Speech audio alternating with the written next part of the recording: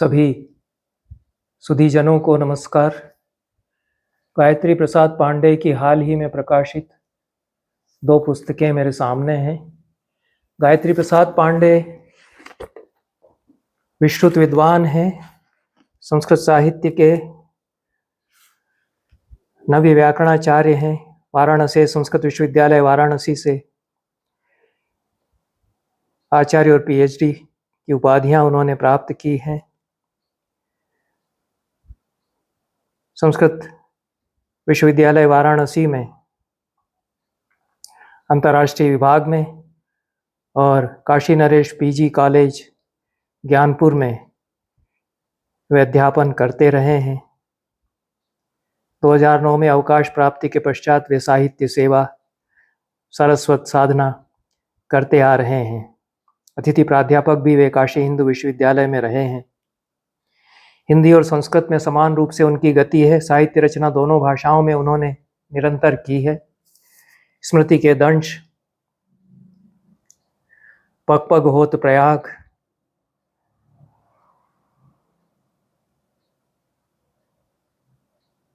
धनी धनी भाग कनेर इत्यादि उनकी हिंदी में कृतियां हैं। कविताएं भी उन्होंने लिखी हैं, निबंध भी उन्होंने अच्छे हिंदी में लिखे हैं। संस्कृत में यायावरीयम संस्कृत गद्य काव्य उनका अभी प्रकाशित होकर आया है। वासना विलसितम नाम से नाटक उन्होंने लिखा है। अष्टावक्र गीता रहस्यम, करपात्र चरितामृतम, कथायनी उसकी चर्चा मैं पहले कर चुका हूँ। कथा स्तबक, ये 2 उनके संस्कृत कथा संग्रह हैं। लौकिक रुद्राष्टाध्यायी का उन्होंने हिंदी अनुवाद किया है।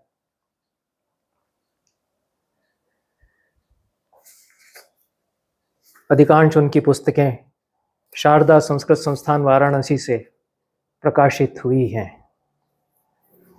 अध्यात्म रामायण का उन्होंने यह जो पुस्तक अध्यात्म रामायण गायत्री प्रसाद पांडे के द्वारा हिंदी में दोहा चौपाई में अध्यात्म रामायण का रूपांतरण है। यह 7 कांडों का दोहा चौपाई छंदों में गायत्री प्रसाद पांडे ने इसमें रूपांतरण प्रस्तुत किया है। शारदा संस्कृत संस्थान वाराणसी से यह प्रकाशित है। इसका प्राप्ति स्थान अलग से सूचित किया गया है, जिसका पता शाश्वतम Janaki Nilayam B35/70 B3A4 B3A4 Tulsi Nagar सराय नंदन वाराणसी यह दिया गया है।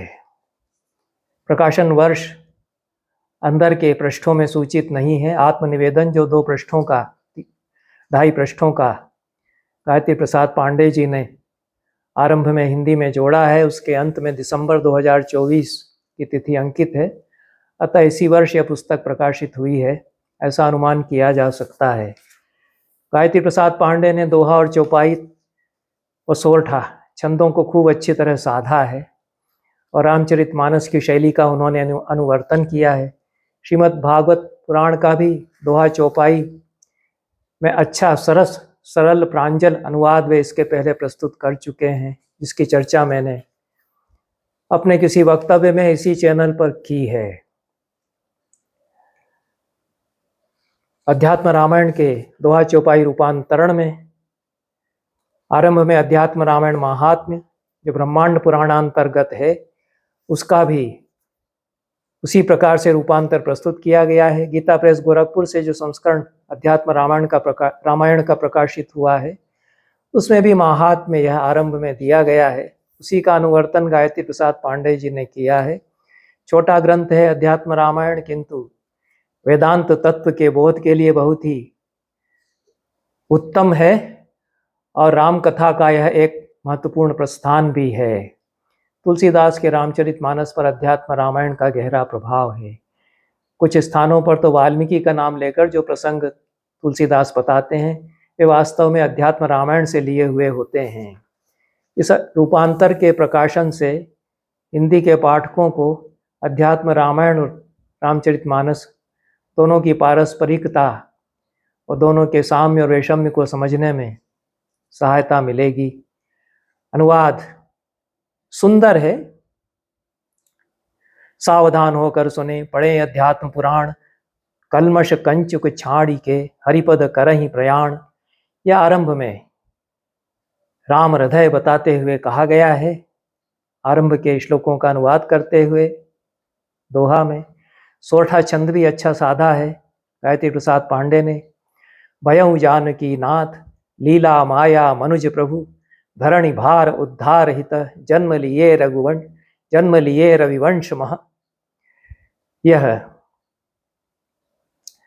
सोरठा छंद है, पर इसमें जो अंत्यानुप्रास प्रथम तृतीय में सोरठा में होता है, जो कि तुलसीदास के सोरठा छंदों में हम देखते हैं, वह नहीं आया है। पर अध्यात्म रामायण के गूढ़ तत्वों को समझने के लिए यह उपादेय है। और चौपाई अच्छी लिखी है गायत्री प्रसाद पांडे जी ने। सबहि घुमावत राम गोसाई, जिमि चुंबक लोहे की नाई, मायातीत राम भगवाना, मूढ़न सकहि ताहि पहचाना। यह प्रांजल सरस प्रवाहपूर्ण शैली में पूरा अनुवाद इसी तरह से है।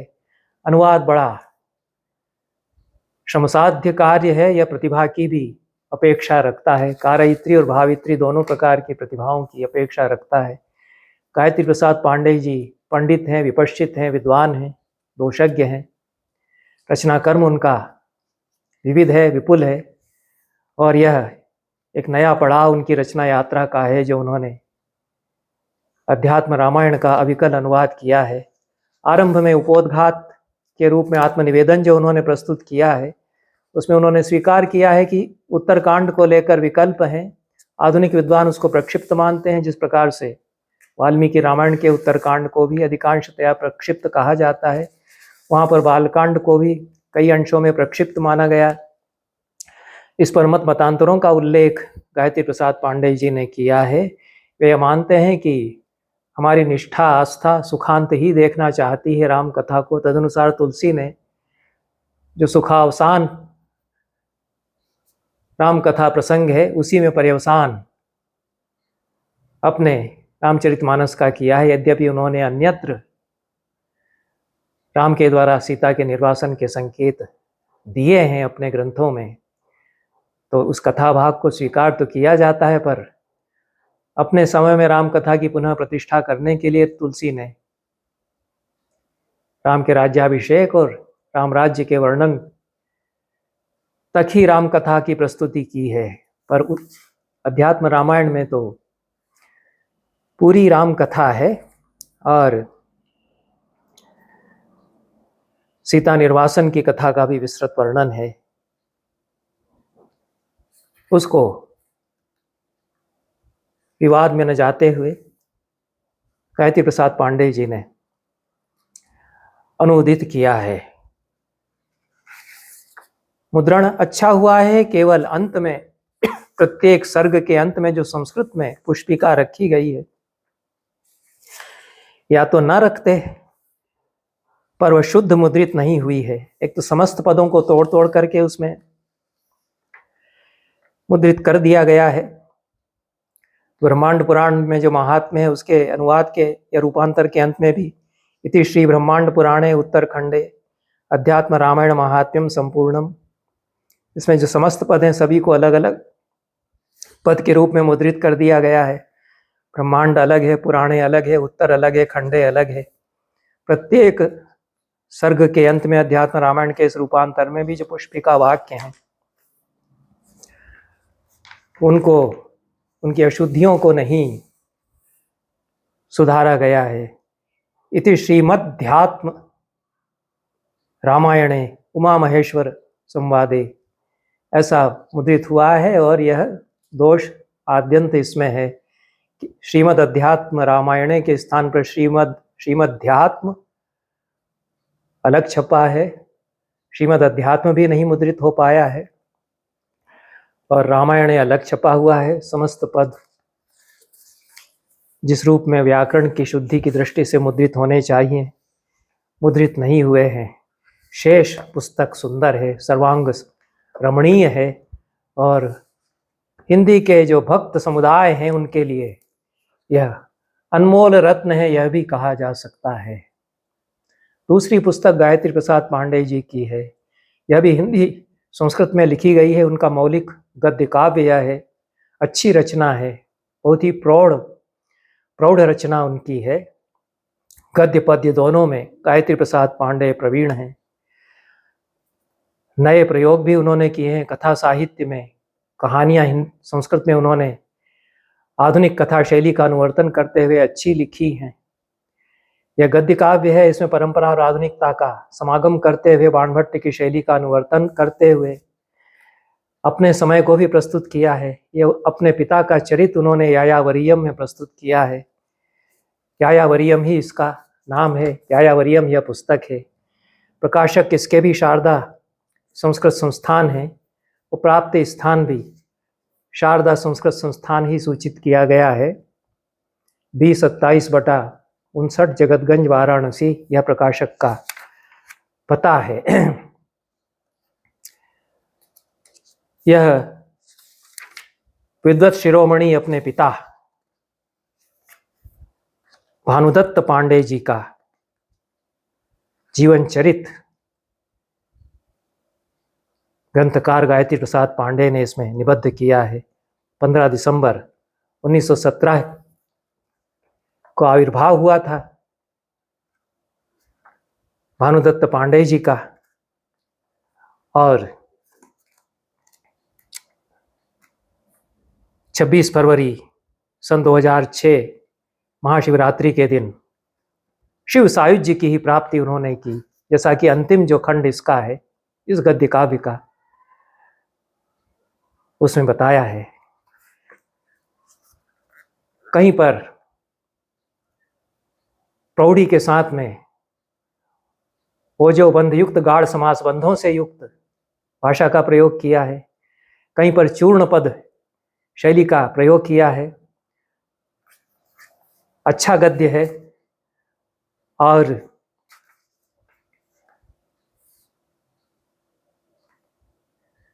अपना परिचय प्रास्ताविक में उन्होंने दिया है। इदम ही प्रभूततरम सौभाग्यमस्माकं यदीद्रक्षे एव तपस्वाध्याय निष्ठे कुले पंडित प्रवरस्य भानुदत्त पांडेयस्य ज्येष्ठात्मज रूपेणाहमुत्पन्नः तदीय लालन पालनादिभिरभिवर्धितः तत्कृपावाप्त यत्किंचित विद्यः। अशुद्ध छपा है, इसलिए पढ़ने में कठिनाई हुई। यत्किंचित विद्या धन्यम मन्योदुना श्रीधनानां पुरस्तात् स्वपितृ चरण जीवन यात्रा वृत्तांतम तीर्थयात्रोपब्रह्मितम यायावरियम नाम गद्योपनिबद्धम ग्रंथ उपाहरन्न मंदमानंदम अनुविंदामि। छपाई की अशुद्धियां रह गई हैं, पर भाषा परिनिष्ठित है और आनंद के साथ ही लिखते हैं गायत्री प्रसाद पांडे। इस कृति का गायत्री प्रसाद पांडे की ही विदुषी पुत्री सुधा त्रिपाठी ने हिंदी अनुवाद किया है। हिंदी अनुवाद भी अच्छा हुआ है। अविकल हिंदी अनुवाद है। जो आज की हिंदी की शैली है उसके अनुरूप यद्यपि नहीं है। जो संस्कृत की शब्दावली है और संस्कृत भाषा में जो अपने पिता की शैली है, उसी की छाया सुधा जी के हिंदी अनुवाद में है। इसकी गद्य काव्य की विशेषता यह है कि बाणभट्ट की गद्य रीति का भी अनुवर्तन किया गया है और अपने समय का भी वर्णन किया गया है। प्रतापगढ़ जनपद का वृत्तांत लिखा है, वहाँ की पंडित परंपरा, वहाँ का सांस्कृतिक वातावरण, उसका अच्छा चित्रण किया गया है। और बाणभट्ट ने हर्षचरित में अपनी आत्मकथा में जिस प्रकार से अपने जनपद का प्रीतिकूट ग्राम का वर्णन किया है, उसकी छायाएं इसमें आती हैं और प्रतापगढ़ जनपद को बड़ा सजीव कर दिया है। लेकिन पुनराविष्कार जैसे अपनी भाषा के द्वारा उसके दिव्य स्वरूप का करते हुए गायत्री प्रसाद पांडे चलते हैं। यत्र च क्वचिदेकान्तमेकदन्त लंबोदर सुंदर स्तुति लग्ना इलातलोपरि समापित मौलयो विघ्नव्रात विघातमुद्दिश्य नाना स्तोत्र पाठैः क्वचित् जानु विनम्र शिरो ग्रीवा ग्रीवा भंगा ग्रीवाभंगागमाशंक येषत् कुंचितांगास्त्रिपुर पुराति पुराराति मार्तिहरम स्मरहरम सार्धपद प्रदक्षिणया सुदक्षिणया तीर्थपुरोहित पुरोहितान् आप्रीणयन्ति केचित् क्वचित् शाम्भव विभव समभिलाष मुदित मनसा भावयन्तो भगवती भवानी मीडितुम् अमरैरप्यैश्वर्यादि लालसया ललाम नाम ततिभिः शिवा भवानी रुद्राणीति अभिधानस्तुति अभिधाननतिस्तुतिमिवा तन्वन्ति। ये मंदिरों का चित्रण किया गया है जहाँ पर कोई भक्त एकांत में शांत चित्त से जीवन के दैनंदिन विघ्नों के शमन के लिए विघ्न विनाशक एकदंत गजानन लंबोदर गणेश की प्रसाद सिद्धि के लिए स्तव पाठ कर रहे हैं, कोई विघ्न निवारणार्थ मस्तक को भूमि पर टेक कर वंदन कर रहे हैं इत्यादि चित्र खींचे गए हैं।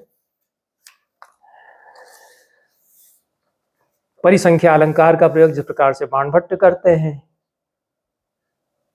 उसका खूब प्रयोग किया है। यस्मिंश जनपदे पदे पदे प्रतापस्तपसां विलासो वचसां विवादः शास्त्रेषु विषादः शिवालयेषु मनोमुग्धता कुसुमेषु अंत्याक्षरीत्वं काव्यश्लोकेषु। उस जनपद में लोगों की बोलचाल में ही विलास का अस्तित्व था। अनुवाद में इन्होंने जोड़ दिया है, न कि भोग विलास में, मूल में यह नहीं है, तो परिसंख्या समझ में आ जाती है। वाद विवाद शास्त्रीय चर्चाओं तक ही सीमित थे, न कि लोगों के परस्पर लड़ाई झगड़ों में।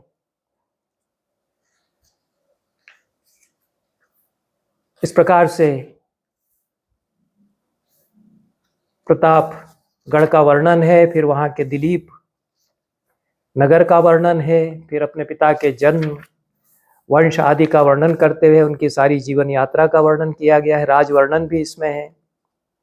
प्रताप राजा कभी राज्य करते थे, वहां पर उसका पूरा इतिहास दिया गया है और अपने पूर्वजों का वर्णन फिर ग्रंथकार करते हैं।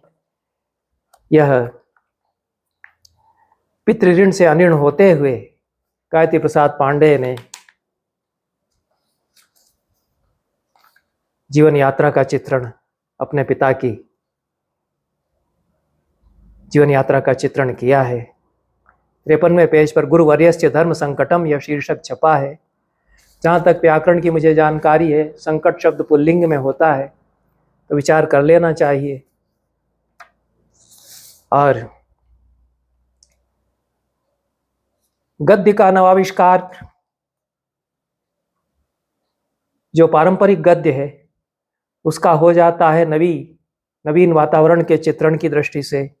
न बालिशैरुपढोक्यते विवेकिनो विवेकः रत्न प्रभुवा शिखा वात्या नात्यति लोके मक्षिका व्रणमिव पिशुना दूषणमेवान्विष्यन्ति विवेकिनो भवन्तिनो मत्सरिणः पुष्पाणां परागमनुधावन्ति षट्पदास्तथानुधावन्ति विवेकिनं सत्पुरुषाः सहसा वाचो विदुषां न बहिर्यान्ति मुखात् यान्ति चेन्न पुनः परांचन्ति द्विरदानाम। इव छपा है। अदिति हैं। गद्य तो अच्छा लिखा है, मुद्रण की असावधानी से ही छूट गया होगा। द्विरदानाम रदा इव होना चाहिए था। ये जो अंतिम वाक्य है सहसा विदुषाम वाचो वदनाद्यान्ति नो बहि याताश्चेन्न परांचन्ति द्विरदानाम रदा इव। यह पंडित राज जगन्नाथ की सुंदर उक्ति है, उसको गद्य में अनुदित कर दिया है। अच्छा है, छाया महान कवियों की आती हैं और गद्य में अपनी परिकल्पनाएं तो हैं ही, अपने समय का भी चित्रण निरूपण है ही, पर परिनिष्ठित भाषा है। प्राचीन काव्य का जो अध्ययन है वह प्रतिफलित हुआ है। विद्या परंपरा की रक्षा हुई है। जिन जिन नगरों में तीर्थाटन किया है उनके पिता ने, उनका वर्णन उसके साथ प्रसंग से किया गया है। चित्रावली भी इसमें है। यह संस्कृत भाषा में जो जीवन चरित परक रचनाएं हैं उनमें एक योगदान है। जीवन चरित कम मिलते हैं आधुनिक संस्कृत साहित्य में। सबसे अच्छा जो जीवन चरित मुझे लगता है वो क्षमाराव का शंकर जीवनाख्यानम है, जिन्होंने अपने पिता शंकर पंडित, शंकर पांडुरंग पंडित, जिनको एसपी पंडित के नाम से जाना जाता है, विश्वविख्यात पंडित वे हैं, 19वीं-20वीं शताब्दी के, उनकी जीवनी लिखी है। वह भी बहुत अभिनिवेश और निष्ठा के साथ में अन्वेषण करके पूरी जीवन यात्रा का, क्योंकि 3 वर्ष की क्षमा देवी थी तब उनके पिता का देहांत हो गया था, लेकिन फिर भी श्रद्धा आस्था पिता के लिए कैसी होती है, इस सारी घटनाओं का पता करते हुए, पुनरुद्घात करते हुए बहुत सुंदर जीवन चरित क्षमा देवी ने शंकर जीवनाख्यानम के रूप में अपने पिता का प्रस्तुत किया है। यायावरियम गद्य में है, शंकर जीवनाख्यानम तो अनुष्टुप छंदों में है। सुंदर है रचना क्षमा देवी की, और यह गद्य का नमूना है, परिष्कृत प्रौढ़ गद्य का नमूना है, और बाणभट्ट की छाया है इसमें है। इतना ही कह करके आज का यह वक्तव्य मैं समाप्त करता हूँ। धन्यवाद, नमस्कार।